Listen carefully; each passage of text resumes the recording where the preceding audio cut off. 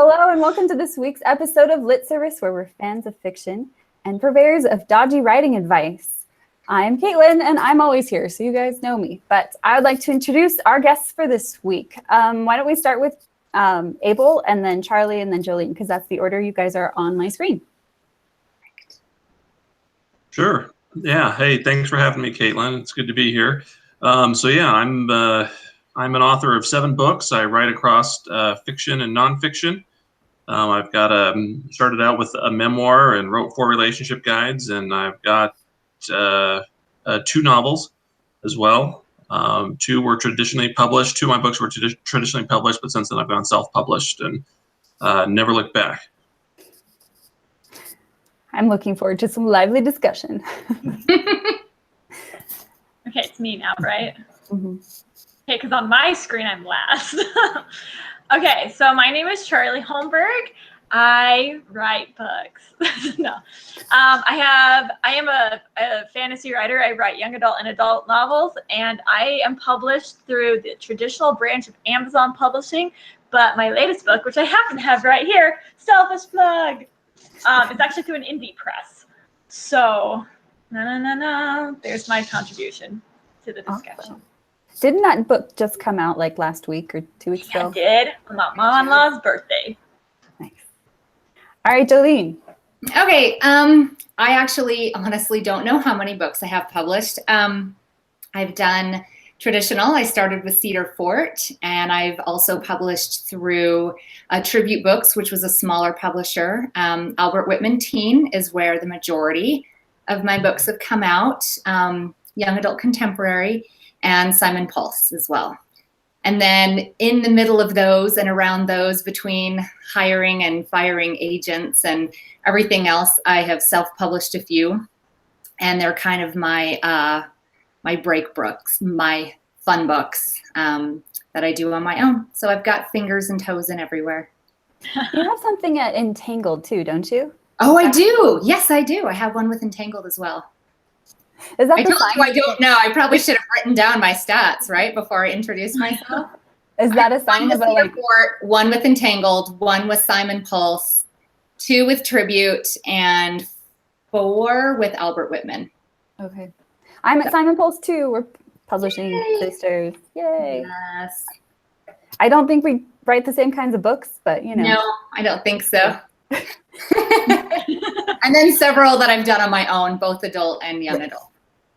So. Awesome. Okay, well, we are talking about publishing models today. If you haven't noticed, we are going to talk a little bit about what it's like to be self-published, or what kind of work goes into self-publishing, also smaller press, and then the bigger presses too. And then we wanted to throw Charlie in there because she's a slightly different take on traditional publishing.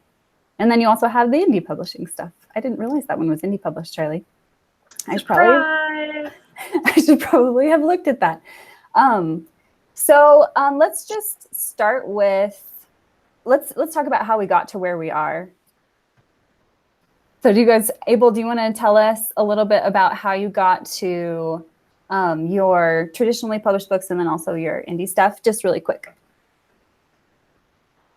Yeah. So, I just, I started writing, this is back, before, Amazon and self-publishing was really big. And so, when I first started, really the only way to go was traditional publishing, so to speak. So I got my first book contract back like in 2006, 2007 with Cedar Fort. And then it was a memoir. And then my second book came out, I want to say 2-3 years later. And at that time, self-publishing was just kind of, at least with the Amazon platform, was just kind of taken off. And I wasn't sure what to do. I decided to, again, move forward, do a traditional route. And then by the time my third book was done, I had a contract for that. But I sat on the contract for a month and really didn't feel good about signing it. And, kind of dived into, I turned down the contract and dove into doing it myself. And it's been great since then. And also, I guess since then, I've got my rights back to my first 2 books, and I've self-published them and sold more books and made more money on them going that route. Awesome. All right. How about you, Charlie? So I did all of mine the standard traditional way. So I queried a ton of agents with a ton of books, and I eventually got picked up out of the slush pile and went on submission to a bunch of different publishers. And we ended up going with 47 North, which is the traditional imprint of Amazon publishing. So it is a traditional publisher, but it is a little bit different from other traditional publishers. Like, we can talk. Do you want me to talk about that now, or do you want me to talk about that later? We'll talk about it in a minute. Okay. So they are a little different, and 7 of my 8 books are all through them. And when we showed them Veins of Gold, which is my newest book, they turned it down, and I'm not super shocked. It's a little bit of a quieter book, and I kind of pulled a Dan Wells, and where I have like 3 genres in it, and so it's like, where do you shelf this? And so I actually had Heather Moore, HB Moore, she also publishes under, contact me. She runs an indie press called Mere Press and said that she'd be willing to take the book on. And so I had a chat with her, and it's ended up being really, really nice because it's basically kind of indie publishing, but I still don't have to do the work myself because unlike Abel, I'm like, that sounds dumb. I'm not good at that stuff. And so we went through her, and it's been a really good experience to be able to, the great thing about having indie publishing as an option is that you can find a place for these books that don't really fit on a shelf at Barnes and Noble. And so that's been neat. Awesome. Okay, how about you, Jolene? Well, I wrote a really terrible book, my first book, and I queried it far and wide, and then I realized that it was terrible. That's like every author's everyone who goes that route. Yeah, exactly. So that's fine. And then I remember thinking, a good way to get some publication credentials is to maybe try for a smaller press rather than an agent. And so like Abel, I started out at Cedar Fort. My first book was published with Cedar Fort, and I got an agent shortly after. And we sold to a small press, and we sold to Entangled when they had just signed with Macmillan for distribution for a young adult there. And I fired one agent, and I had a couple projects that were, done and ready. And a good friend of mine had found some success independently publishing, and she kind of walked me through the process. And so I did that for a few books while I looked for another agent. And then I signed with my current agent, and she's made my deal since then with Simon Pulse and Albert Whitman. So that's my publishing journey. And I will second what Charlie said, that when you write a book where the feedback is all really positive, but people aren't quite sure what to do with it, it's really fun to be able to independently publish those kinds of things. I think you can find a reader for just about anything. So. That's so true. And we live in such a great time where that is an actual viable option, where you can actually get readers. You can get their attention now where you probably couldn't have like 15, 20 years ago. Right. One of my favorite blog posts by Chuck Wendig, and he was talking about mid-career authors. And he was saying there are so many avenues of publication out there right now. Like, why not take advantage of some of that? So I cling to that. All right, so let's talk a little bit about the differences between them. So some of us have to go through like acquisitions, and then Abel, and when you're self-publishing or when you're doing the indie press, well, I guess with indie press, it still counts as acquisitions. But what does it actually look like on the ground? What do you have to do in order to get your book from like being written to being in front of a reader? Let's start with you, Abel. So yeah, when you go the indie route, really the biggest, you're really in charge of it, of everything. And I think, it's not only writing the book, but you're trying to go out there and find an editor that you can work with, or maybe 2 editors, depending on how you want to do it. You're going out there to find cover designers. So you got to do a lot of the legwork yourself. But once you kind of do that legwork, once you kind of, like when I publish now, I have editors and cover designers that I have good relationships with. And so it's not, I don't have to do a lot of the finding. I've worked with them. I trust them. But it's just really, you've got to be able, it's kind of like running your own business in a sense, is that you've got to take on a lot of the work. You've got to take on a lot of the responsibility. And in the end, you're the one that's responsible for the final product. It's not, you can't blame anything on the editor or, the designer or people that you didn't have, like with a publishing house, they'll assign people and, they'll kind of do their own thing, and they might demand changes. And in the end, I mean, you are in charge. You are the, however the final product turns out, it's your result. It's your product. So I think I would just say that the biggest challenge, I think, is finding the right editor, finding an editor that you can work with, and an editor that's going to get good feedback. If you can find that person, I'd say you're 90% of the way there to really having a good book that'll sell and resonate with people. And if I could add that, I think that the worst thing somebody who wants to self-publish could do is not put in that effort and, unfortunately, the cash to get a great cover designer and a great editor. And especially because regardless of how you publish, when your book is out, everything is on you. When you have a bad cover, they're like, oh, this author has a bad cover. They don't look up who the artist is. When you have bad editing, they judge that on you. They don't look up who the editor is and say, oh, the editor is bad. Like, it's all on you. Yeah. And also, because there are so many books out there that are self-published, you have to be super professional and have a great cover. And you have to stick out for the same reasons that any traditional book does. I mean, half of the difficulty of being an author is getting people to read your book. And so you have to stick out, right? Yeah. Well, and I love that not nobody, but there are a lot of people who don't realize that Charlie's latest book she has done on her own, because her Heather did it. She, it's branded and it looks just like it's come out with her, with the others. And that's, I think, the difference. There it is. It's so beautiful. I think that's the difference. And like Abel said, finding people that are professionals and are really good at their job, so that it doesn't look like, you used PicMonkey to put a cover together and stuffed it up. So yeah, I actually, for the cover designer, I saw one of Amber Argyle's books, and she does self-publishing, and I loved her cover. Like, she does it right. And I was like, who is the cover designer? And I stole her. And so it was because, I don't know, when you're looking on Amazon, so I had Kindle Unlimited for a little while, and you look on Amazon and I can pinpoint that self-published, that self-published, that self-published just from the cover. But then, like, sometimes there have been times where I pick up a book, I'm like, this is amazing. I'm like, and I go to look at the publisher and there isn't one. I'm like, oh, this is self-published. It blows my mind, because there is still kind of a stigma. And so if you can, almost like you have to trick somebody to make you think that it isn't. And it's just like, wow, this person did it right. Mm-hmm. So, well, let's talk about the different model. Like, Charlie, how does it go for you when you're working with 47 North? So the way it goes for me is probably very similar to the way it goes for you. So, you go through acquisitions, you have to get your book approved. For the last couple books I've had two editors on it. So I have my editor, who's my acquisitions editor as well.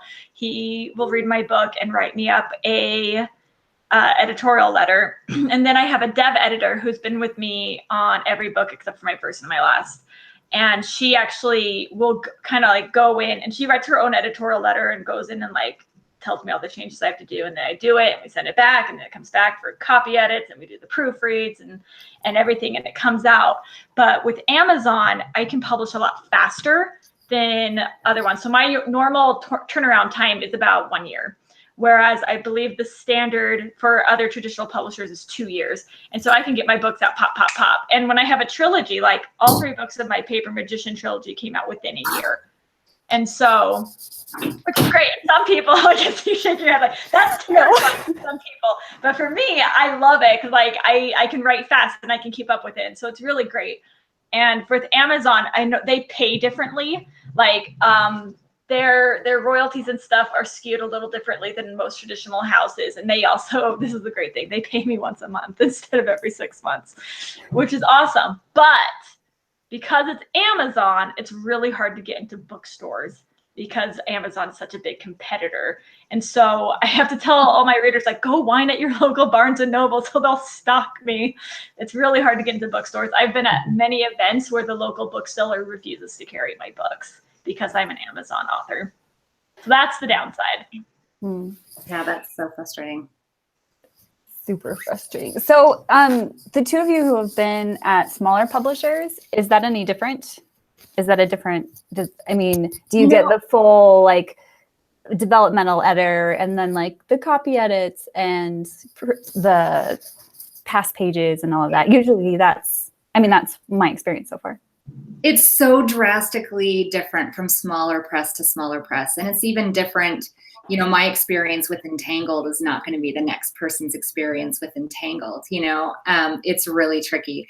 I do find Albert Whitman and Simon Pulse, I did a lot of rounds on all the books there. I do 1 or 2, usually 2 of developmental, 1 or 2 line edits, and then copy, and then my final galley proofs. And I didn't have that with the 2 smaller presses. I didn't have that with Cedar Fort. I got. We have opinions on Cedar Fort. I know. I'm like, how do I tread carefully here? This was a long time ago. That will absolve me of something. But I heard from my editor, and she said, "Oh, I'll be giving you notes soon." And then all I got was my final book, like the PDF. Oh, wow. For me to like do a list of corrections on. And then, you know, I pair that with Simon Pulse, where I do round after round after round. Or when I do things on my own, I do the same that I would do with, you know, with Pulse or with Albert Whitman, where, you know, you make connections with editors that are good for you, and go through the same rounds that I would go through with the traditional. So, but I've heard some people with smaller presses love it because they feel like they get a little bit more individualized attention. So, and then with a larger publisher, it's hit and miss. If you're their lead title, you get all the goodies. And if you're not, you get none of the goodies. So Yes. that gets tricky too. It's easy to get buried at a big publisher. It's like a soap opera. It's like a soap opera. It's like, focus in on the woman looking away. And it's like, oh, I'm not going to do social media marketing for you. Well, and I remember telling a friend of mine, like, oh, you know, I actually don't mind my smaller advances from Albert Whitman versus Simon Pulse, because then I get royalties, which is really nice, because it's more and more common now for people to not earn out their advance. And then I remember she said to me, yeah, but they don't have a whole lot at stake then if they're not giving you more money up front. And so on my last book, I asked for more. But, you know, that's one of those tricky balance things where I felt like I'd been there long enough that I could ask for more. But at the same time, when you're working with a press, you know, like them or like Soho, or Source Books, that's bigger but not part of one of the big 5, there's always that, okay, I don't want to make anybody upset and I don't know how much they can afford. But at the same time, it's nice to know that they have enough on the line that they're going to put some work behind you. That's a really tough balance, because you can also go in the other direction where you get an advance that's really big, and then you get not even close to earning out, and then they won't buy any more books from you. Right. Yeah. And they're like, oh, we lost money on her last time, we're done. Yeah. And I know Albert Whitman won't lose money on me because their library connection is good. So I feel like even if nobody else buys my book but libraries, they'll still make their money back. So I feel like if you're working with smaller presses, you probably still have to do not as much legwork as you do if you are working by yourself, but you still probably end up needing to like do some editing on your own, or even hiring an editor on your own if it's if it's small like Cedar Fort. Is that safe to say? It probably depends on the publisher, though. It is safe to say that if I went with a smaller publisher again, that I would hire an editor before I went. So I had my book pretty much at a place where I would self-publish it. But like Abel said before, like I started self-publishing and I never looked back. I have my first book with Cedar Fort, and they offered to pick up the sequel, and I decided to do it on my own. And I made a lot more money with the sequel than I did with the original, because I was able to keep all of that. And there was more editing than one round. Yes, but Cedar Fort can get into Costco. That's I've true. seen Cedar Fort books in Costco. True. It's probably the only reason I'm still making money on my first book, because it was so long ago. Well, it's true that smaller publishers sometimes have relationships with like retailers in that area, but their distribution isn't as large as a bigger publisher. So you don't have the benefits of like Simon Pulse, who can put their fingers in every Barnes & Noble in the country. No, but I mean, like James Dashner and Ali Condi, they both started at a small publisher, and that book, they sold the rights to bigger publishers later. So, you know, you can still be very successful going with a small press. It's true. Well, and actually, Even with self-published books, I mean, The Martian was self-published and it got picked up by a big publisher later after it made millions of dollars. So, well, I don't know how much money, but. We want some of your money. Let us publish your book. Go ahead, Abel. Well, I was going to say, I think it comes back to, again, I think really good books will rise to the top, and it doesn't matter if they're self-published or with a small press or with a big press. I think if you got a really good story, or whatever you're trying to to sell, if it's I personally don't think readers care that much where it's published. They're just looking for, at least in the realm of fiction, they're looking for a good story, and you can tell that story, the platform, whether it's self or small or big publisher, or however you're doing it, the reader doesn't care. It probably go ahead. I'm sorry. I was going to say it probably depends on your readership too, because if you're doing middle grade and like picture books, then it's really hard to get to those readers because you go through their parents and stuff. Yeah, I would never recommend indie publishing for children's books. It's much harder. But if you write romance, do it. Yeah. It's fantastic. The only person I've seen do just amazingly well with middle grade is Adam Sidwell. Oh, yeah? I don't know those. I feel like I don't know what I'm talking about. Look him up, yeah. I should. That's awesome. Can I just say, going with what Abel's comment is, I think, yes, good books will rise to the top, but I really think that 85% of a book's success is marketing. Because, there are some subpar books that are bestsellers, and there are some books that are freaking amazing that get buried on Amazon. So whether it's your publisher or yourself, the money that you put into that book is often what makes it the success, because people need to hear about it. Or they don't. So let's talk about that. How do you succeed within your publishing model? Because I think all of us know that we do a lot of the legwork ourselves. Big publishers do some, and then if you're self-publishing, you get to make all the decisions. So what does it look like for you, Abel? How do you get your book out there? Well, so I guess maybe some professional background here. So I've worked in marketing for about 18 years for different companies and whatnot here in Utah. So I've got a pretty good background in the subject. And really, I guess if you're going to talk about the key to marketing, I guess there's two keys to it, well, at least when it comes to book publishing. And the first one is to try to build a fan base, because if you build a fan base, they'll do a lot of the legwork for you. Like if you have people that are excited about your books, and they can, and you can publish a book, and then they read it and they love it, and then they go out and tell everybody about it. There's different ways to go about and build a fan base, but if you can get that fan base built and grow it, then you'll be doing really, they'll do a lot of the work for you. But really what I've seen, at least the most successful thing I've done, at least in terms of marketing, is to write another book. So if you have like a series, it's like get the first book out, get the second book out, get the third book out, things like that. And it just kind of builds on itself. I guess I'm hesitant to say which kind of marketing model works for different authors, because the audiences are so different. But the one consistent thing I've seen is people with who are good at building a fan base, however they do that. If they can get that fan base and then churn out books fairly regularly and fairly quickly, are usually the ones that are the most successful. Okay, awesome.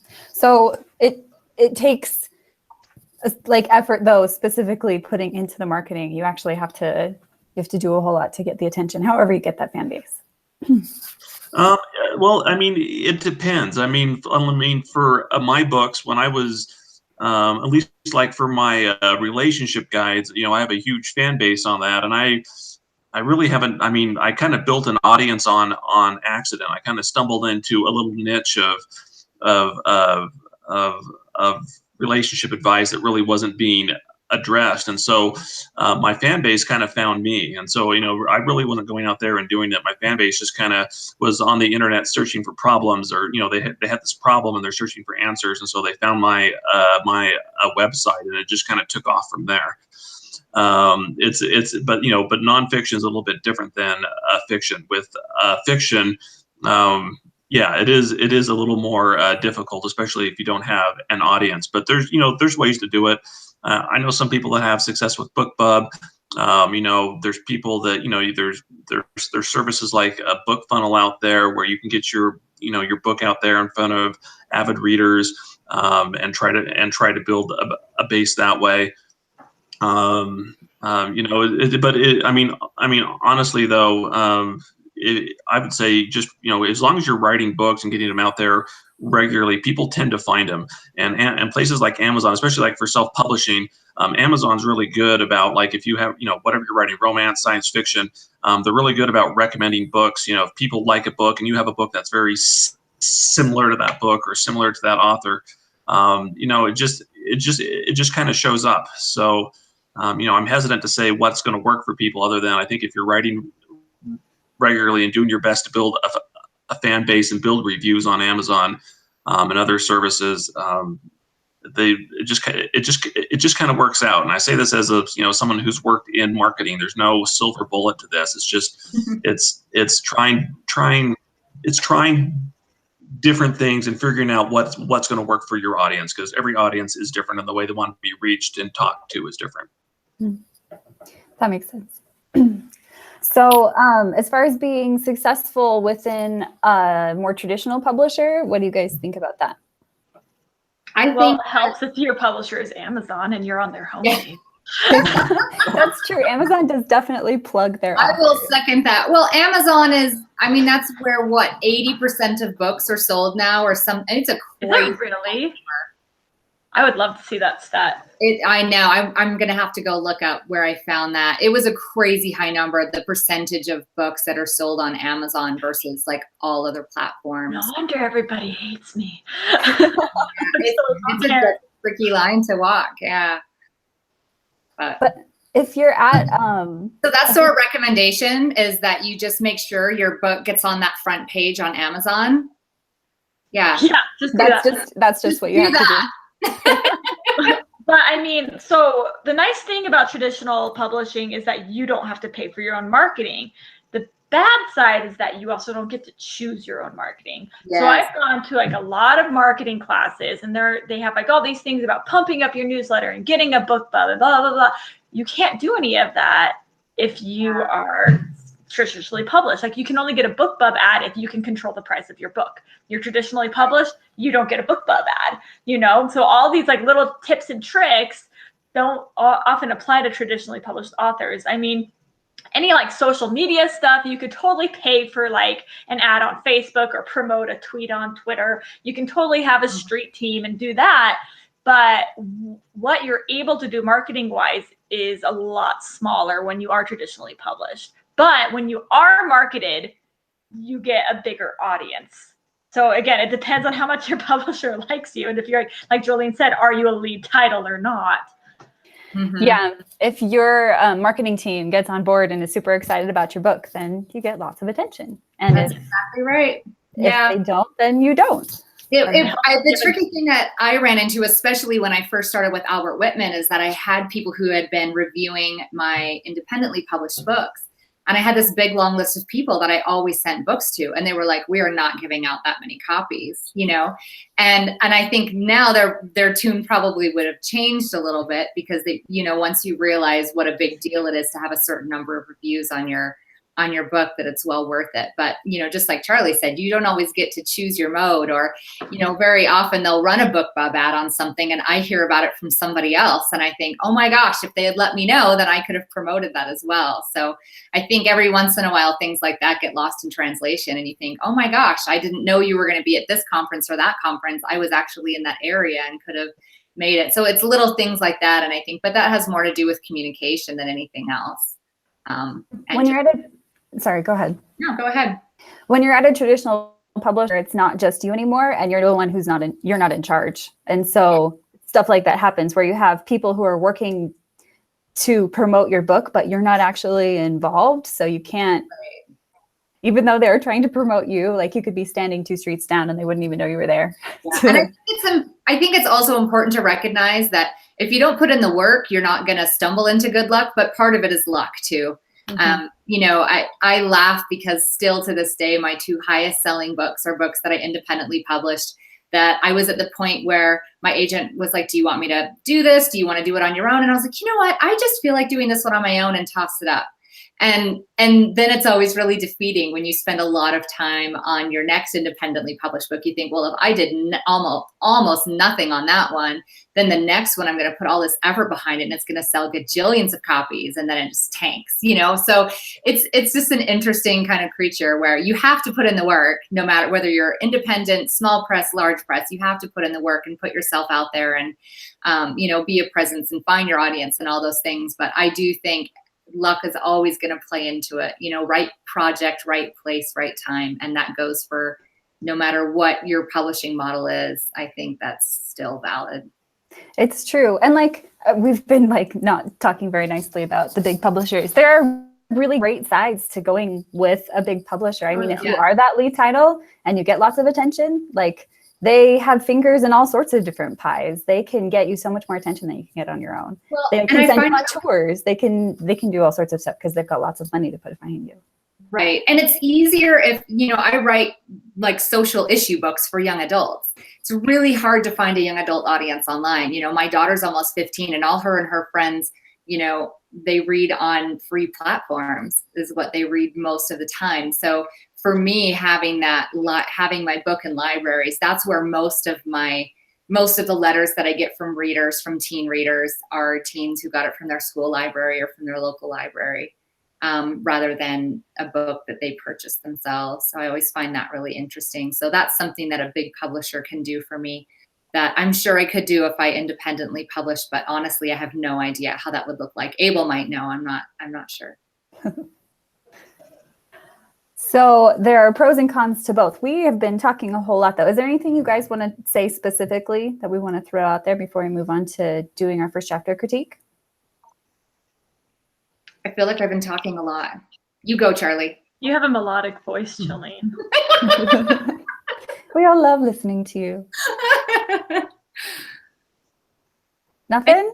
Oh, go ahead. Well, I think that, you know, for every project, there gets to a point where I kind of am leaning toward, you know, this one I want to publish it big, or I don't want it out there. And there's other projects that I'm really open to. I had a book that we put out on submission and it didn't sell. And my agent was telling me, she goes, these are the loveliest pass letters I have ever seen, and I really want you to read them. And she normally, I mean, she'll pass them on if I ask for them, but I rarely ask. And she passed them on to me. And at the time I was like, yeah, but none of them took it, you know? And then a year later, I went and I revisited that book, and I ran it through a few more editing passes, and I looked at those letters, and I realized that actually there was a lot of lovely things in there. And so then I feel like, okay, well, this book I'm going to go ahead and do on my own, because the quality was there. They loved the story, but it was just a little too dark for some of the editors, and a few other editors took it to their board and just said, we just have a book that's a little too similar to this right now, and we can't take it on. So then I feel like, okay, this is one that I wouldn't mind putting up independently. Another book I might just hold on to it for a few years, look at it again, and try all over. So I think each project feels a little bit different, and it's nice to have so many choices out there for that. Mm-hmm.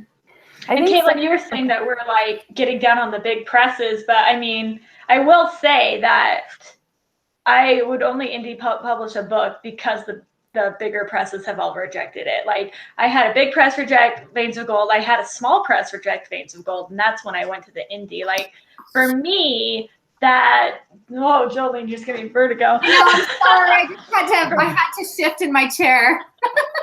So, you know, for me, I don't remember what I was saying, but you know, it's scary for me to think of publishing a book all by myself. And I mean, it's expensive. Like they said, like you could do everything right. And if you don't have that luck, it's not your publisher who's losing out on that advance. It's you losing out all that money you put into it. Because I mean, a good editor can cost you a couple of grand for a novel. You know, it's not cheap. And so I'm a big fan of traditionally published. Also, you know, you kind of get that badge of honor, like I passed the gatekeeper. You know? Which, I mean, sometimes I think we put a whole lot of weight on that. And it's really lucky and amazing to be traditionally published, but that's not necessarily the right path for everybody. And yeah. And it's nice to have the other avenues if something doesn't fit really nicely on a shelf, you know, right in the sci-fi vampire section. Well, and like Abel talked about going with a press at first and then test it out on his own and was like, why am I going to deal with them when I can control everything and do so much better with it? And so take all of the money. Yeah. I mean, for me, the biggest thing about self-publishing is, it really is freedom. I don't look at it as control. I look at it as freedom. It's freedom to experiment. If you want to write something that's maybe a little bit different or kind of out there, you have a chance to go out there and see, there's this sink or swim kind of thing. It's the freedom to kind of write as often as you want and publish as often as you want. So there's just a lot more. There is, you got to upfront the cost, and there's no guarantee that it's going to work, but just as far as the freedom to try new things and do things that other that maybe the more traditional publishers or small presses won't take on. It's a great chance, and it's also freedom to go directly to the reader. There's nothing standing between you and the reader. You can go out there and find your own audience and build your own thing and do something a little bit differently and see how it works out. See, for me, I'm in Charlie's camp where I'm just like, that sounds terrifying. I don't want to do all of the work myself. I want to write books and I don't want to do anything else. I love what Abel said about feeling that sense of freedom. And that's what I feel. And I have zero expectations. And I've also have a couple friends who edit for big 5 publishing houses, and we just do tradesies. So I'm not out thousands of dollars, but I would be if I actually had to pay for them. That's so nice. Charlie's giving me the death look. All right, well, we should probably move on to our first chapter critique. So we kind of changed a little bit around here. We've gotten some feedback from some of our some of the people we've critiqued. We usually don't give prescriptive feedback, which means we don't say this is how you should write this. We say these are the problems that I see, and then you can rewrite it however you want. But a lot of people came and said, we would like prescriptive feedback, please, from all these professionals you're having read our manuscripts. And so you guys can feel free to be prescriptive if you want. Okay. I disagree with that. You disagree with that? Prescriptive feedback's the worst. I don't like it either. I want to solve my own problems. I'm like, you tell me what's wrong and let me fix it. Well, yeah, I've had people tell me how to do something before. And I'm like, even if I like it, I'm not going to do it that way now because that wasn't my idea. I'm the same way. I do the same thing. Oh, I always feel bad for my line editors because they'll give me a suggestion and I never take it. I'm like, no, that is exactly the word in it. That is exactly what I wanted to say. They probably think I'm a diva. I actually feel the same way because I feel like prescriptive feedback, if you are a new writer especially, can sway you in ways that it shouldn't. Like you take people's advice and you're like, oh, this is the way my book should be, when really your book should be the way you want it to be. Mm-hmm. So you guys give feedback however you want here.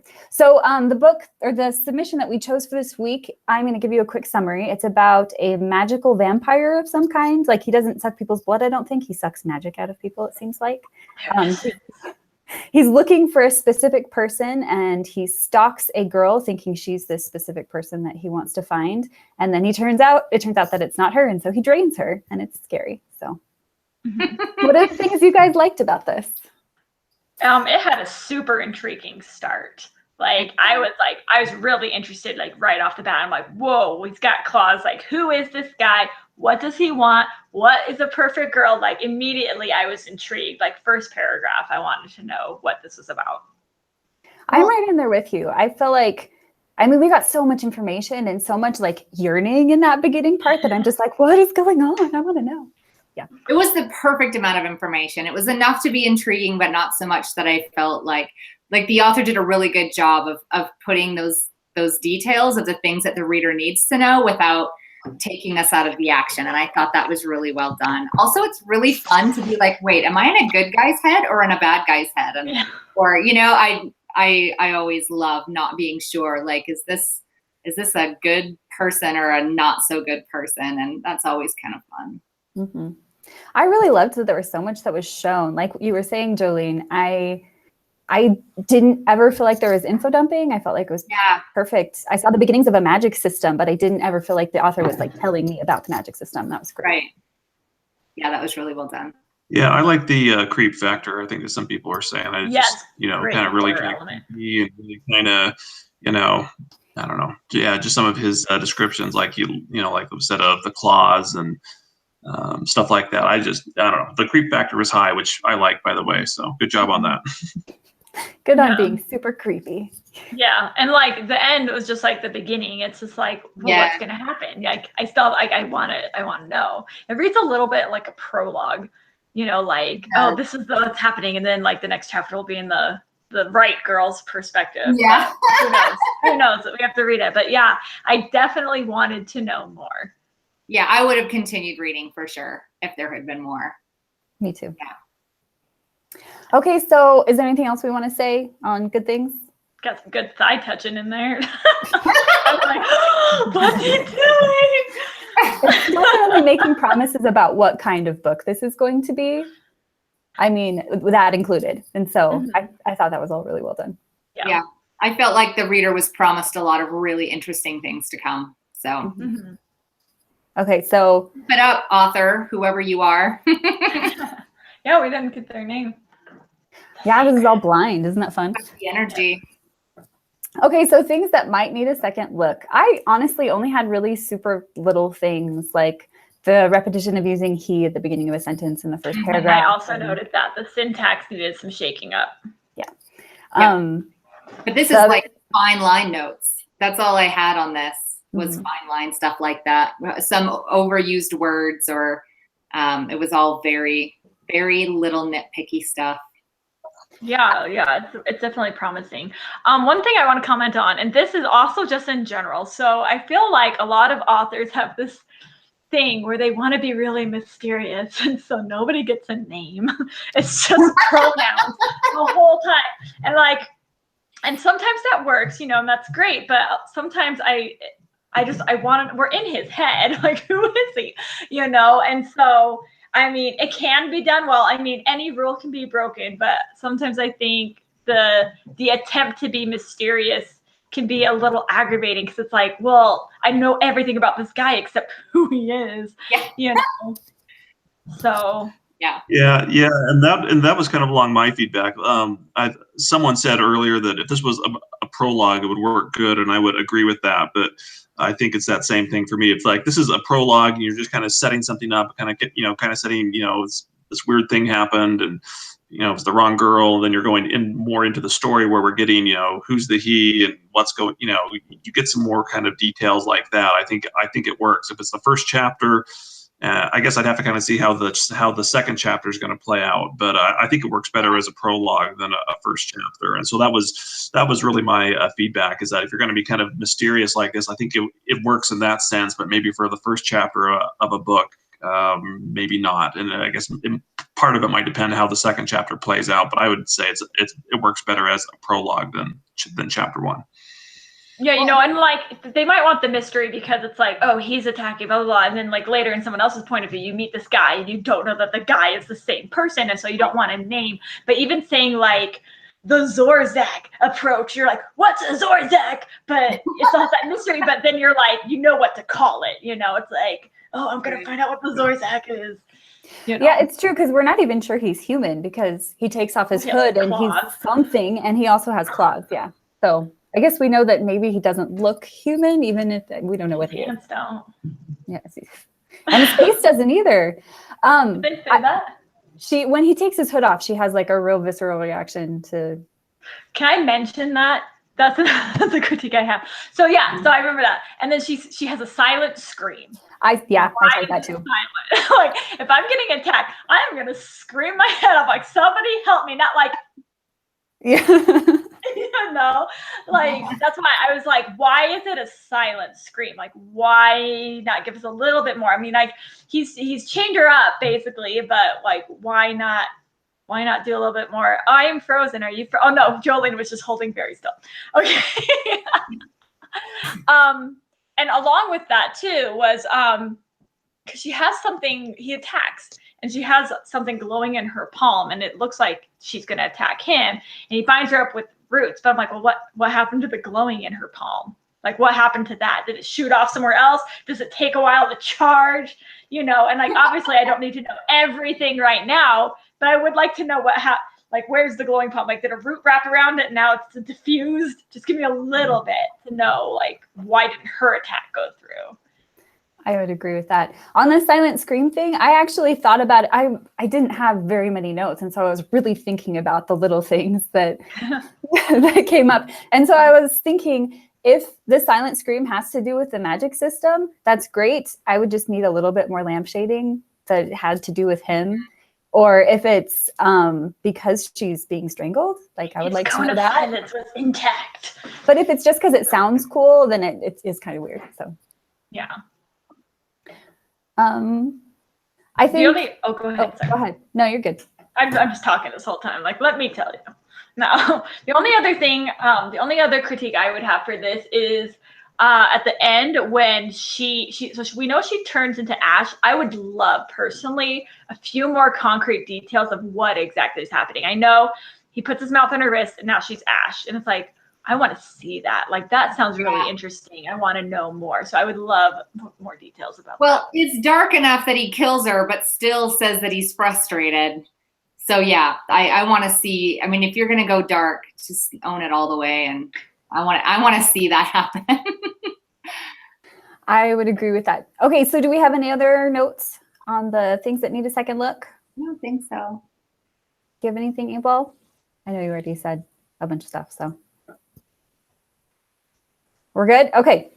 So thank you so much for coming on the podcast, guys. It was so great to talk to you.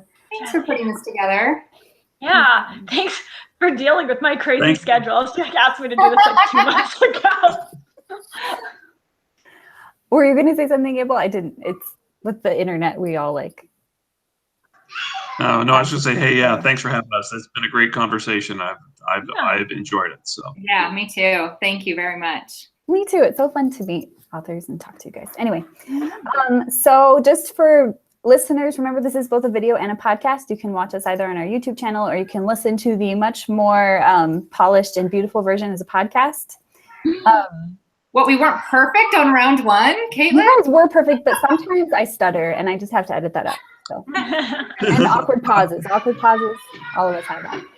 So thank you to everyone who's given us ratings and reviews. If you haven't yet, please give that a look. If you want to ask us questions or tell us we're awesome, you can find us on Twitter at Lit Service or on Facebook and Instagram at Lit Service Podcast. So for Lit Service, thanks for listening, and we will see you in 2 weeks.